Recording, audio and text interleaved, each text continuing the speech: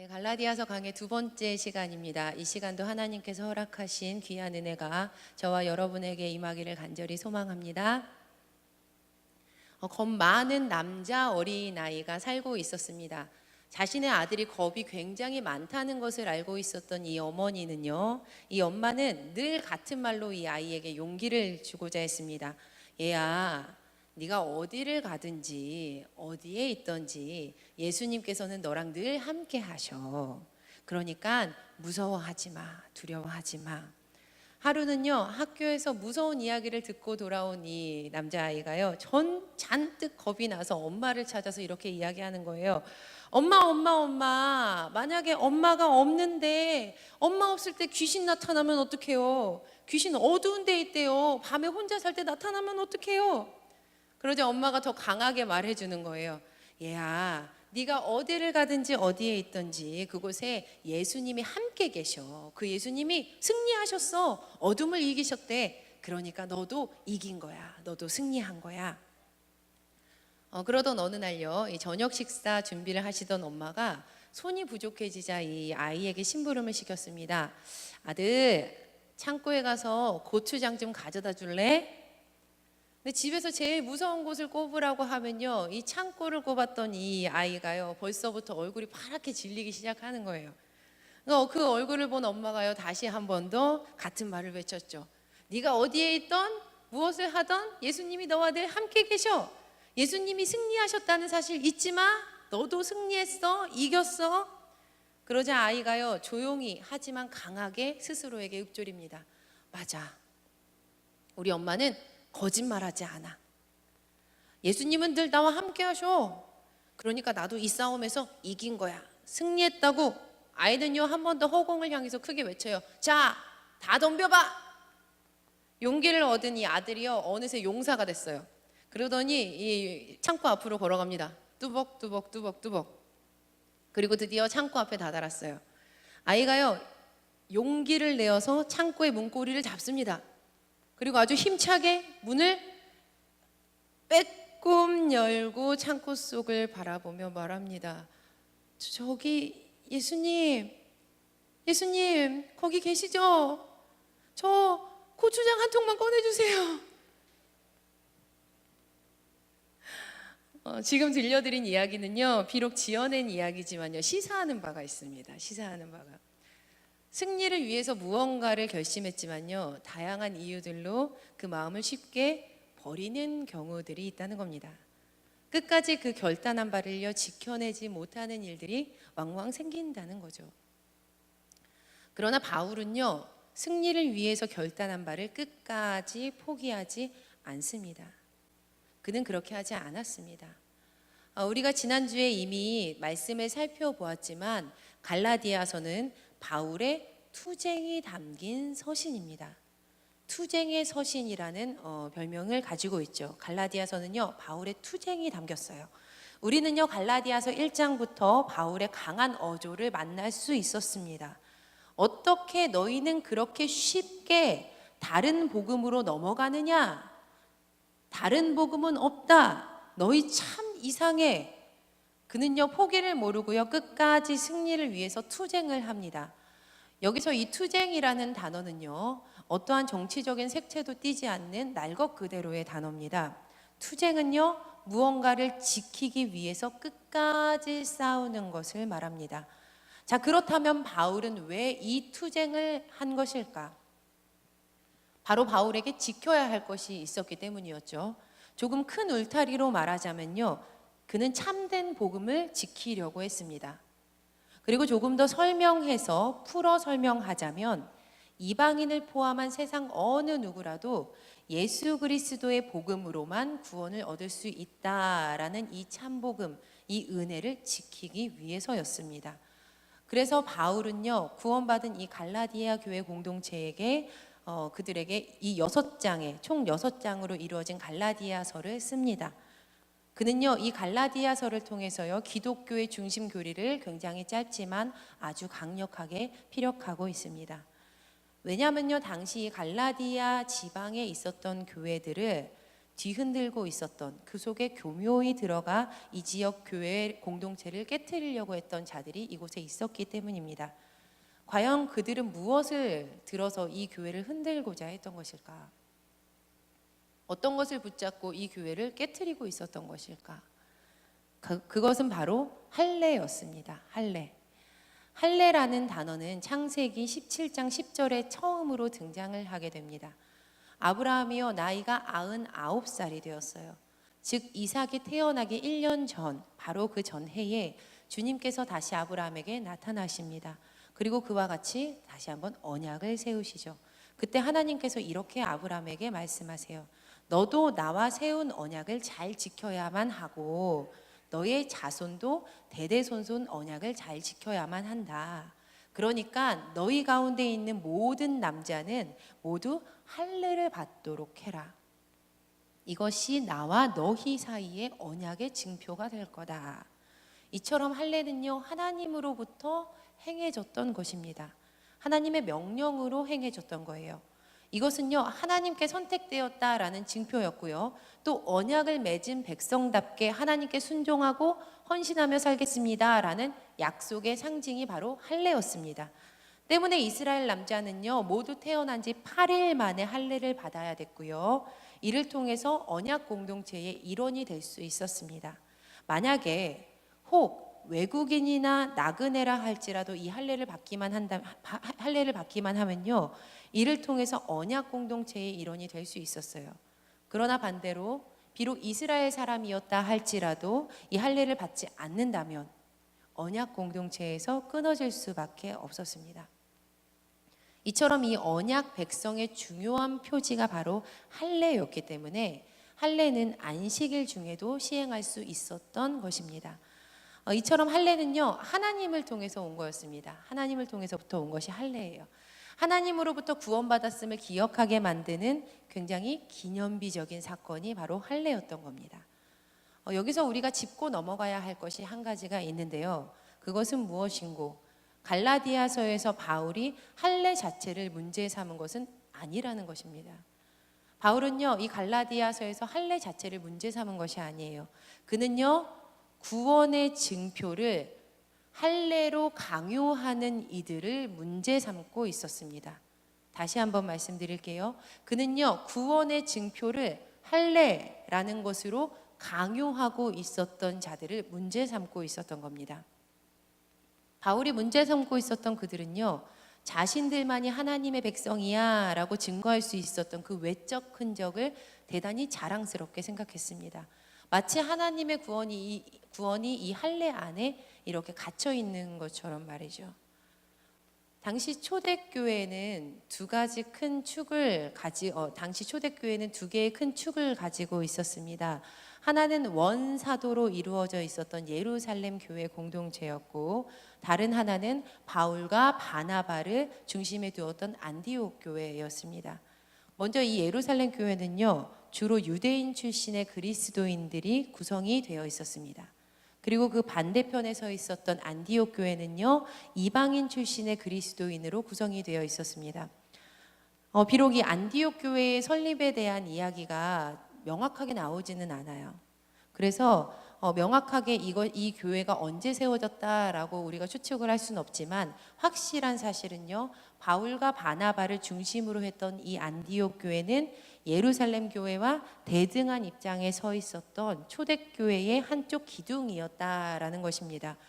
그런데 이 예루살렘 교회에는요, 여전히 유대교 테두리 안에 이렇게 머물러 있었던 것들이 남아 있었습니다. 예배의식, 생활방식, 음식에 관한 규례들, 전도 방법 등등등 그들만의 틀이 간직되어 있었습니다. 그 중에서 상당히 중요했던 것이 바로 할례였어요. 할례. 바울은요, 그러한 예루살렘 교회의 모습을 비난하지 않습니다.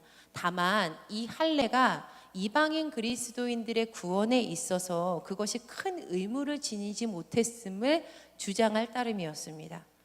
엄밀히 따지면요, 그 행위들이 구원받음에 있어서 필수 요소는 아니었기 때문이었어요. 때문에 이 둘 사이에 다름이 있었고 의견이 모아져야만 했습니다. 그래서 바로 이것이요 예루살렘 회의, 즉 사도 회의의 안건이 됩니다. 갈라디아서 2장 1절부터 10절까지의 말씀은요 바로 이 일을 논의했던 예루살렘 회의에 대한 이야기입니다.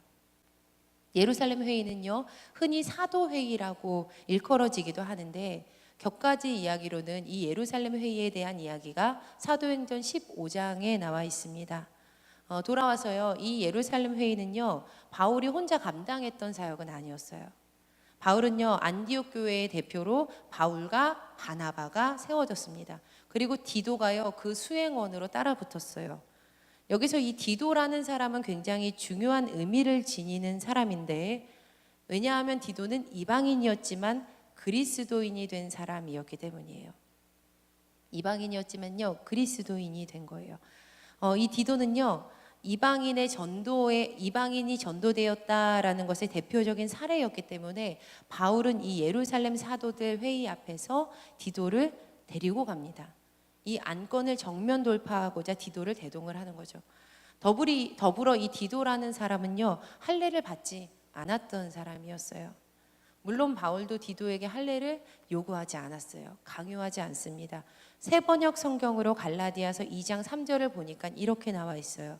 나와 함께 있는 디도는 그리스 사람이지만 할례를 강요받지 않았습니다. 이렇게 번역이 되어 있습니다. 디도는요 이 회의 이전에도 그리고 이후에도 할례를 강요받지 않습니다. 그는요 끝까지 할례를 받지 않았어요. 하지만 예수 그리스도를 믿는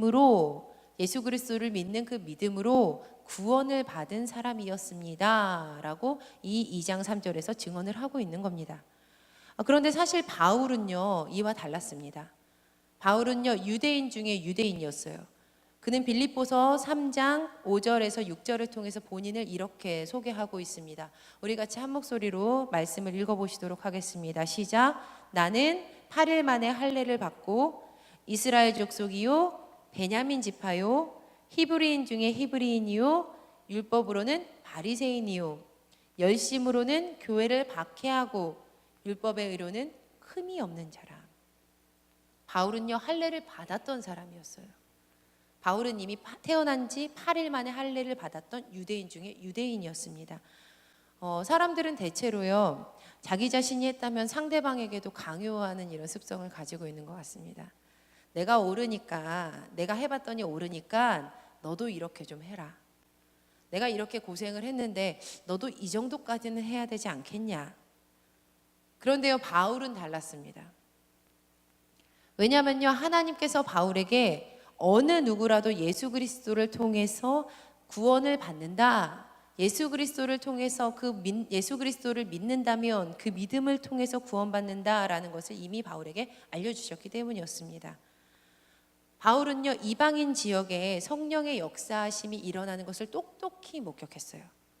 그리고 그 똑똑히 목격하는 가운데 하나님이 구원의 지평을 열었다는 사실을 믿었습니다. 이 예루살렘 회의가 나오고 있는 사도행전 15장 12절 말씀을 보니까요 바울이 그 놀라운 일들에 대해서 이 회의 가운데 증언을 하기까지 합니다. 결국 이렇게 디도까지 동행했던 이 회의는요 바울의 손을 들어줍니다. 이제 온 교회가요 바울은 할례 받지 않은 사람들에게 복음을 전하기 위해서 사도직을 허락받았다라는 것을 모두 깨닫습니다. 이제 할례 받지 않아도 예수 그리스도를 믿으면 구원받는다라는 사실이요 회의 가운데에서도 공식적으로 인정이 된 겁니다. 사랑하는 여러분, 하나님께서는 영원 불변하신 분이시죠. 그러십니까? 네, 아멘. 저도 그렇게 믿어요. 그분의 구원 사역은요 절대 불변합니다. 변할 수가 없어요. 복음은 영원히 변하지 않죠. 아멘. 하지만요 하나님께서는 그분의 계획에 흐름을 가지고 계시는 것 같습니다. 저는 유한한 인간이라서 다 알 수 없지만요 지금까지 흘러온 역사와 변화하고 있는 시대 상황을 바라보면서 제가 고백을 하게 됩니다. 저에게 있어서 하나님은요 변하지 않는 복음을 각 시대에 맞추어서 다양한 포장지에 싸서 선물하시는 분 같습니다.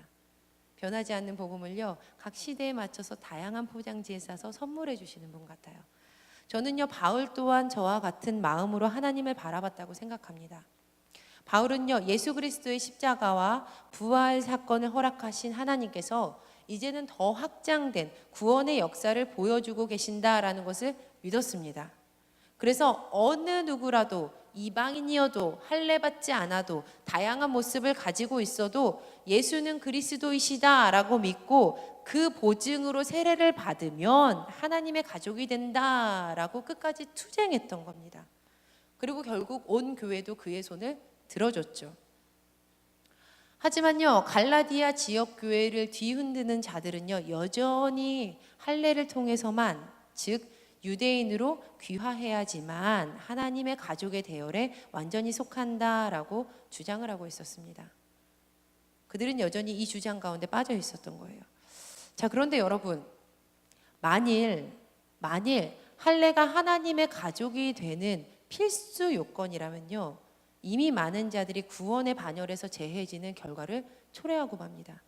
우리 자 한번 따져볼까요? 먼저 이방인은요, 절대 구원받을 수 없어요. 심지어 이미 성령님께서 그들 가운데 임하셨다 하더라도 그들은 구원받을 수 없는 거예요. 또 이방인과 더불어서요, 남성이 아니기 때문에 할례를 받을 수 없는 여성도요, 애초부터 구원에서 배제가 되는 겁니다. 할례를 받을 수가 없잖아요. 구원받을 수가 없는 거예요. 그리고 남성이어도, 비록 남성이라 할지라도 장애를 가졌다면 동일하게 운명적으로 구원에서부터 제외되는 것입니다. 만약 그들의 주장이 관철된다면요, 그들의 주장이 관철되어 버린다면 유대 그리스도인 공동체, 이방인 그리스도인 공동체는요, 영원히 분리되어야 할 뿐만 아니라 많은 이들이 구원에서 분리되어야만 합니다. 시작부터 하나님의 가족이 될 수 없을 뿐 아니라 구원받은 한 공동체를 꿈도 꿀 수 없게 되는 것이죠. 엄밀히 따져보고 나니까 할례를 주장했던 이들은요, 할례를 통해서 자기 자신이 하나님, 즉 구원자가 되려 하고 있었습니다. 이미 하나님께서는요, 이방인들에게 성령을 보내셨어요. 구원의 역사를 넓게 이루셨어요. 그것을 바울이 보고 예루살렘 회의에서 증언했어요. 그리고 그들이 예루살렘 회의를 통해서 사도들이 이것을 인정을 했어요. 이럼에도 불구하고 그들은 여전히 하나님의 가족이 될 수 있는 경계선을 할례의 유무로 정했습니다. 그 틀을 기본으로요, 구원받을 수 있는 사람, 구원받을 수 없는 사람들을요, 본인들의 마음대로 가르고 나누고 있었던 겁니다. 참 교만하죠. 이에 바울이요, 강한 어조를 들어서 투쟁하고 있는 겁니다. 우리 다 같이 갈라디아서 2장 16절 말씀 읽어보시도록 하겠습니다. 갈라디아서 2장 16절 말씀입니다. 사람이 의롭게 되는 것은 율법의 행위로 말미암음이 아니요 오직 예수 그리스도를 믿음으로 말미암는 줄 알므로 우리도 그리스도 예수를 믿나니 이는 우리가 율법의 행위로서가 아니고 그리스도를 믿음으로써 의롭다함을 얻으려 함이라. 율법의 행위로서는 의롭다함을 얻을 육체가 없느니라. 바울이 강하게 계속 투쟁하고 있는 거예요. 그거 아니야. 잘못됐어. 하나님은 모든 이들을 구원하기를 원하셔. 율법의 행위, 즉 할례의 유무로 의롭게 됨, 즉 구원을 받는 것이 아니라 오직 예수 그리스도를 믿음으로 구원을 받는 것이다. 할렐루야. 자, 여러분, 구원이요, 예수 그리스도를 믿는 것으로 얻어지는 것이다 라고 하면요, 세상 어느 누구에게도 구원은 동일해집니다. 어느 누구도요, 구원 앞에 차별당하지 않는 거예요. 연소해도 부족해도 가진 것이 없어도 성별이 달라도 국적이 달라도 모두가 이 구원 앞에 차별당하지 않는 거예요. 이것은요, 16절에 바울이 우리도 그리스도 예수를 믿습니다 라는 문장에서 확연히 드러납니다. 우리도 믿는다. 우리도. 여기서 우리도는요, 이방 그리스도인들이 예수 그리스도를 믿었던 것처럼 할례 받았던 나, 우리들도 역시 유대 그리스도인들도 그러하다라는 겁니다. 둘이 모두 동일하다는 거죠. 구원은 오직 예수 그리스도를 믿는 것에서부터 시작합니다. 그 믿음이 증거인 거예요. 이 사실이 얼마나 중요하면 바울이요 16절 안에서요, 이 짧은 16절 안에서요 무려 3번이나 이야기를 해요. 3번이나 사람이 의롭게 되는 것은 율법의 행위로 말미암음이 아니요 오직 예수 그리스도를 믿음으로 말미암는 줄 우리가 알므로 그리스도 예수를 믿나니 이는 우리가 율법의 행위로서가 아니고 그리스도를 믿음으로써 의롭다 함을 얻으려 함이라. 율법의 행위로서는 의롭다 함을 얻을 육체가 없느니라. 얼마나 중요하면 3번이나 예수 그리스도를 믿음으로 얻는다, 예수 그리스도를 믿음으로 얻는다, 예수 그리스도를 믿음으로 얻는다라고 증언하고 있는 겁니다. 그런데 중세시대 교회는요 이 마음들을 이용해서 돈놀이를 했어요. 구원이 예수 그리스도가 아닌 다른 무언가로 이루어진다라고 대체를 시키는 겁니다. 동전이 떨어지는 소리에 구원이 이루어진다. 여러분 말이 됩니까? 그런데 많은 사람들이 이것에 현혹이 됐어요. 얼마나 간절하면 그 구원이라는 것이. 그런데요 루터는 이 시대 속에서요 오직 믿음으로 구원받는다 솔라 피데 하면서 복음을요 다시 선언을 합니다. 오직 믿음, 오직 믿음으로 구원받는다. 그 또한요 바울과 같이 끝까지 투쟁합니다. 그리고 구원받은 공동체를 지키기 위해서요 이 하나님의 말씀, 모두가 읽지 못하도록 라틴어로 쓰여져 있었던 이 하나님의 말씀을 독일어로 성서 번역을 합니다. 이 번역을 이루어내요. 그에게 있어서도요 예수 그리스도를 통해서만 구원받는다라는 이 진리는요 거부할 수 없었던 참 복음이었기 때문이었습니다. 우리 주 예수 그리스도께서는 말씀하시죠. 내가 곧 길이요 진리요 생명이니 나로 말미암지 않고는 아버지께로 올 자가 없느니라. 예수님만이 우리의 유일한 구원의 통로가 되십니다. 우리는 이 사실을 믿었기 때문에요 또 다시 한번 이 사실을 믿기 위해서 지금 여기 이 신앙의 공동체에 모여 있는 겁니다. 사랑받는 예수님의 가족으로 이렇게 한자리에 모여 살아가는 것이죠. 자, 사랑하는 여러분, 예수님만이 우리의 구원자가 되세요. 우리는요 예수님을 믿음으로만 구원을 받습니다. 여러분 이 사실 믿으세요? 정말 믿으세요? 진짜 믿으세요? 그런데 사실 우리의 깊숙한 심중을 바라보면요 많은 경우 우리는 이것이 무언가 좀 부족하다고 느낄 때가 있는 것 같습니다. 마치 무언가 빠진 맹맹한 국을 먹는 것처럼 무언가 빠진 것 같다는 거짓 감정을 느끼는 거예요. 그래서 보다 더 많은 할례를 나의 몸에, 나의 삶에, 우리 가족에게, 이 신앙 공동체에 행하려고 천만히 노력합니다. 그래서 믿음이 있다고 이야기하지만 사실은 구원으로 나아가는 나름의 규칙과 법칙들이 서서히 존재하게 되어버리는 것 같습니다. 이렇게 해야지. 이렇게 하지 않으면 구원받지 못하는 것 아닌가. 더 착한 행동, 더 많은 헌금, 더 많은 봉사, 더 강한 신앙의 모습들, 더. 자, 하지만 여러분, 세상 무엇으로도 구원을 대체할 수는 없습니다. 예수 그리스도를 믿는 그 믿음만이 우리에게 구원을 선물합니다. 그것은요 결코 모자라지 않아요. 복음이면 다냐? 그래, 복음이면 다야 라고 진짜 대답할 수 있어야 되지 않겠습니까? 돈 좀 없어도, 능력 좀 없어도, 부족해도, 가진 것 없어 보여도 복음이 있다면 내 인생 가운데 얻어지는 그 구원은 결코 부족하지 않습니다.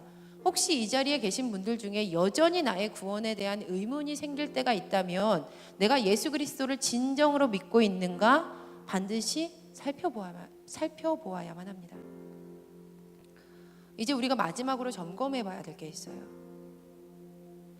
바로 그렇다면 우리는 바로 믿고 있는가예요. 바로 믿고 있는가.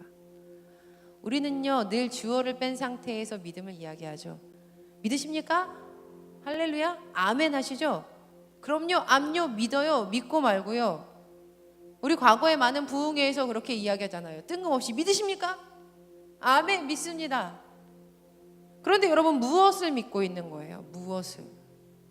예수님 그분을 믿고 계시나요?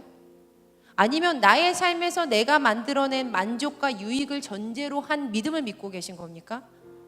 나의 인생을 좋은 길로 인도할 그 예수님을 믿는 겁니까? 아니면 십자가에 달려 돌아가신 그 예수님을 믿는 겁니까? 잊지 말아야 할 것은요, 우리에게 구원을 허락하는 믿음은 결코 우리가 만든 것을 믿는 믿음이 아니라는 겁니다.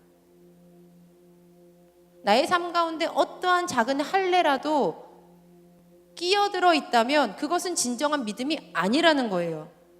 그럼 우리가 무슨 믿음을 가지고 살아가야 하는가? 그 믿음이 바로 이것입니다. 오늘 갈라디아서 2장 20절은요, 우리에게 참 진리를 선언하고 있어요.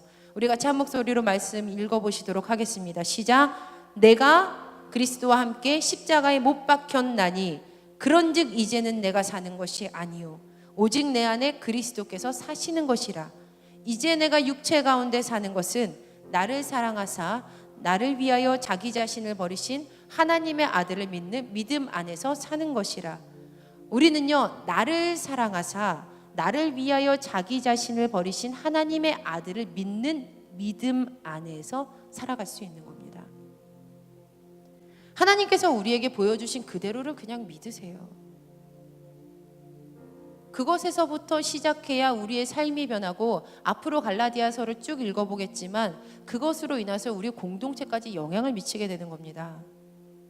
사랑하는 여러분, 우리 말씀 마무리해 보도록 하겠습니다.